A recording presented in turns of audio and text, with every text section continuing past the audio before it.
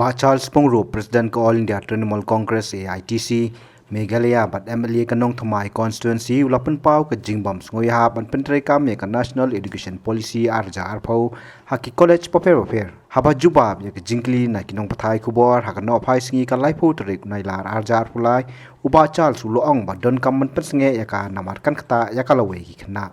The National Education Policy, it needs to have a rethink there. Come long, can you go and pin jot de ka you? Lawei juga samla beri berkah pulih ke putih. Boleh pak. Come long, ketika long kan penjat. Ini ni kadang iklan berdua principal barim juga saya di college. So you have to have experts to discuss this. Dah kan itu long lebih. Kan ktah ya ka. Jingnang jig start samla lagi buat ini. So this policy has to be rethink has to be done on this. And the experts should be put. Like I believe the government of Meghalaya has got a education commission. And there are some good people there.